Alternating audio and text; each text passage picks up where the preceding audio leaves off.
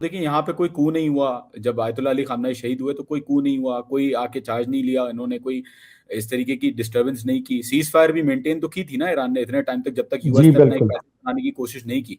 तो अगर तो ऐसा कोई थ्रेट हो, और लीडरान तो इनके मारे जाते हैं, आईआरजीसी के जो लीडरान है, कमांडर्स हैं, उनको तो मार दिया जाता है। तो वो कैसे, कौन है हम्म। जो कू करने की कोशिश कर रहा है या कौन है जो कंट्रोल करने की कोशिश कर रहा बिल्कुल। है, सवाल ये।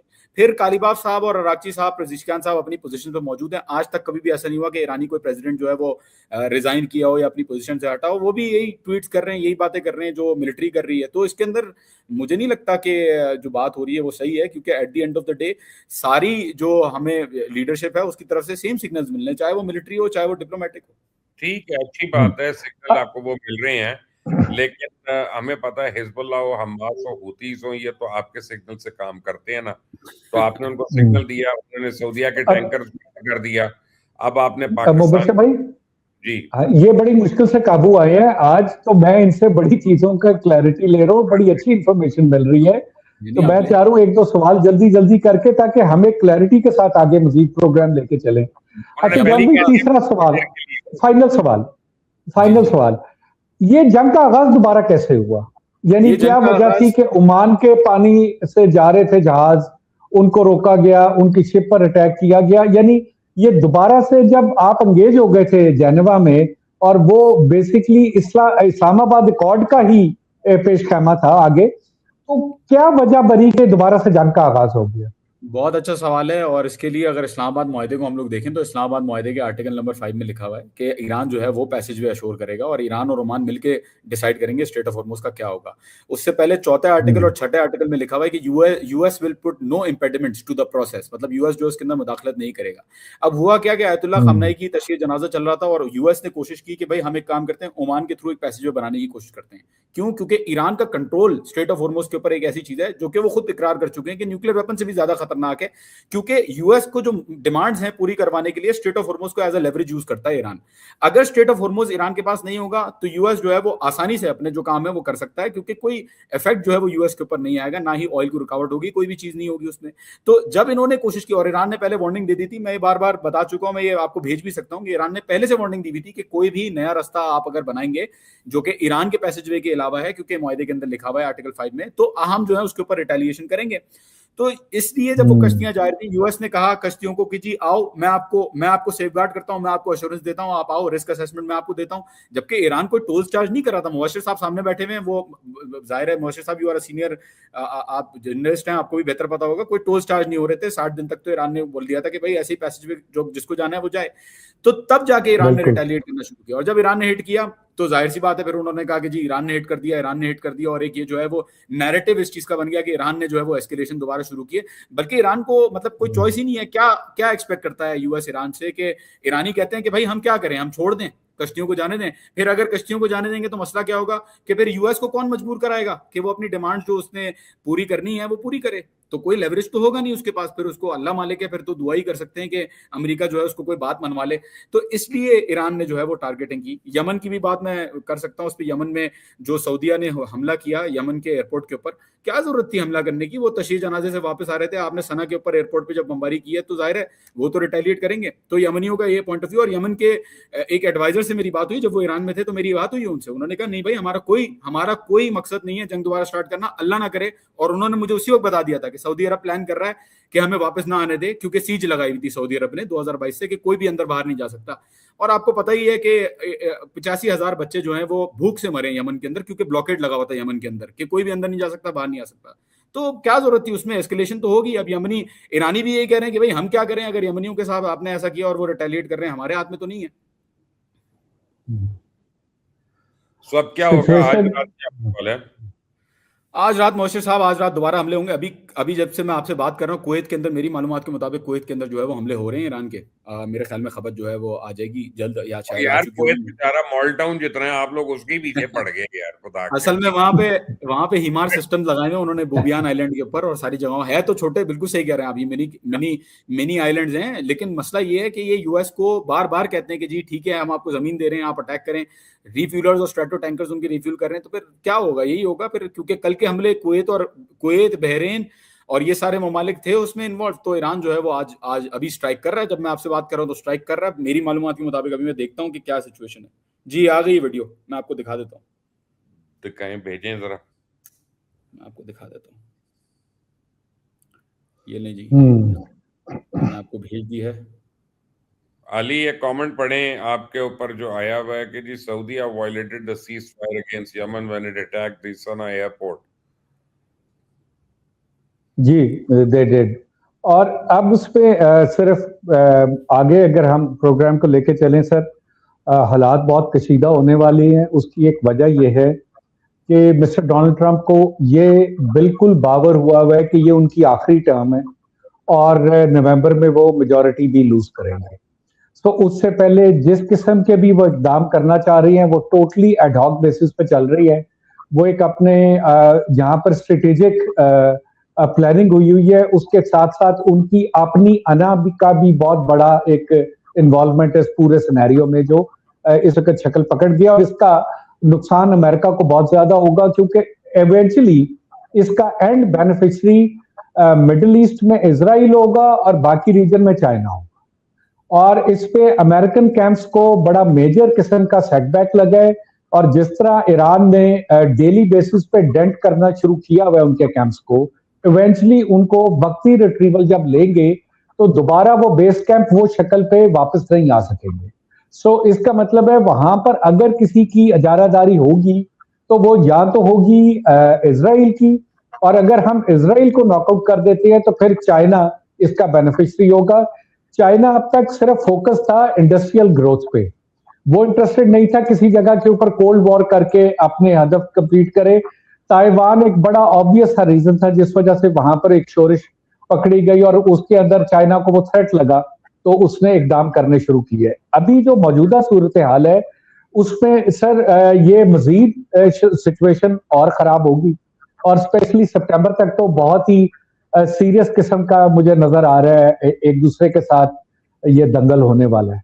और ईरान भी इस दफा पीछे पे, और जॉन ये एक्सप्लेन करिएगा जो वीडियोस आपने भेजी हैं। जी प्लीज। नवीद को भी मैंने शेयर की हैं कि वो आपसे ये आप दिखा रहे हैं, ये क्या क्या है जॉन, प्लीज एक्सप्लेन करें। ये जो आप वीडियो देख रहे हैं, ये कुवैत के अंदर जो धमाका किया है इन्होंने बेस के ऊपर, ये उसकी वीडियोस हैं, फुटेज आ गई है वहां से। और दूसरी जो वीडियोस भेजी, एक और वीडियो मैंने आपको भेजी है, उसके अंदर नीला आसमान नजर आ रहा है, वो उर्दन की फुटेज है।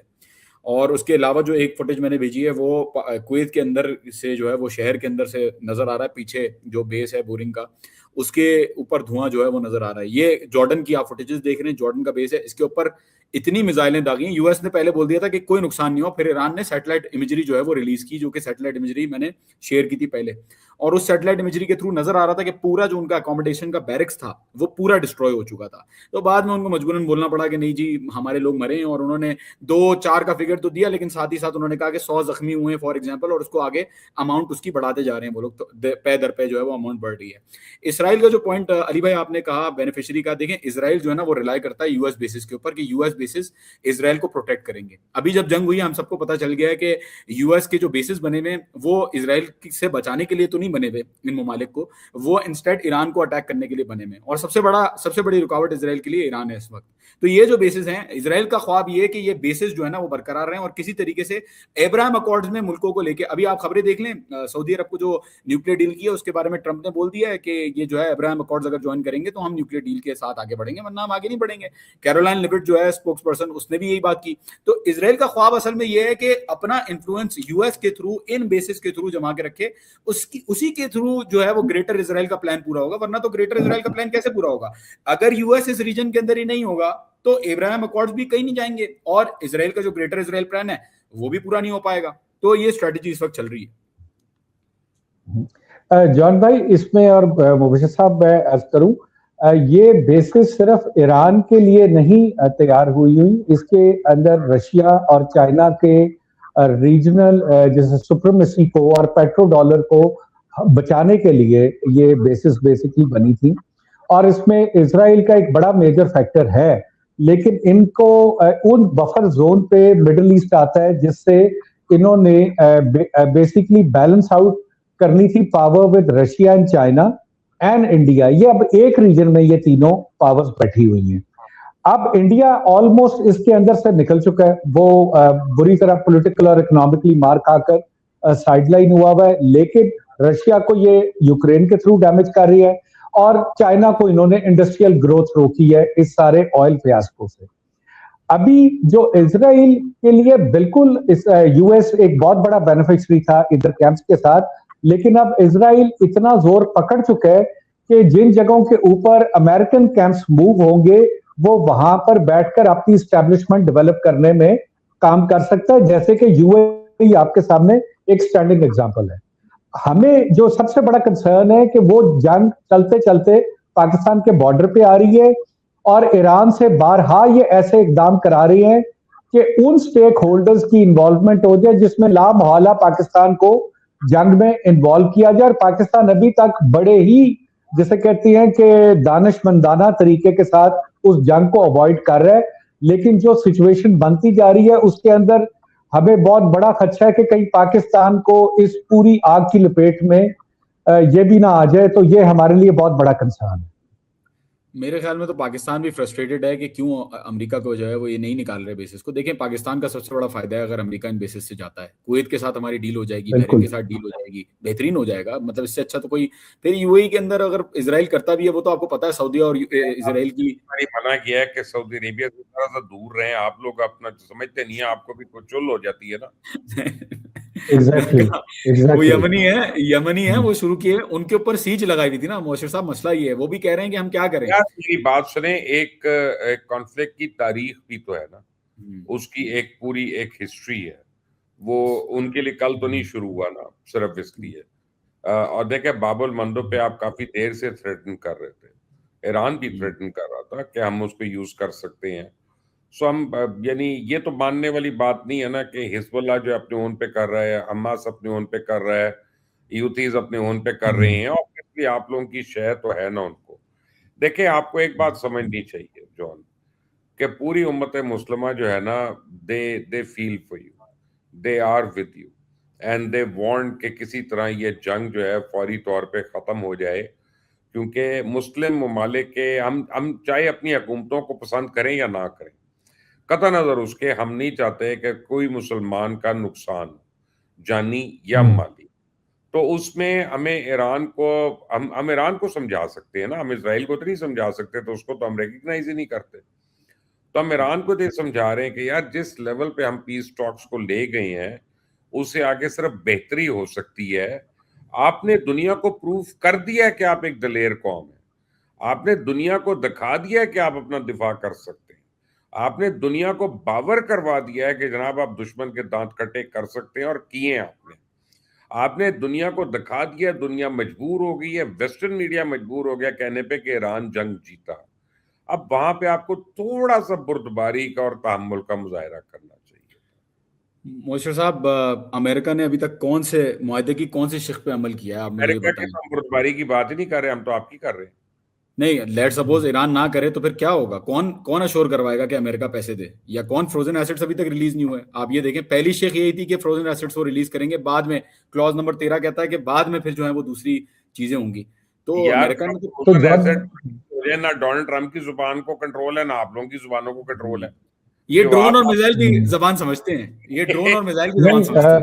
देखें, इसमें बशर भाई मैं एक चीज ऐड करूंगा, अभी तक बड़ा संजीदा और बड़ा बावकार स्टेटमेंट्स रही हैं ईरान की तरफ से, किसी किस्म की कोई नॉन सीरियस बात नहीं की गई। लेकिन जॉन भाई, हम तो यही कह रहे हैं, जो मुबशर साहब की मैं बात को आगे बढ़ा रहा हूं, अगर आपके डॉलर फ्रीज हैं उन पे बात करें ना, उस स्टांस पे लड़े, जंग क्यों कर रहे हैं? आपको तो इस वक्त अपनी इकोनॉमिकल वॉर लड़नी चाहिए, और उसको पॉइंट आउट करें कि इन चीजों को।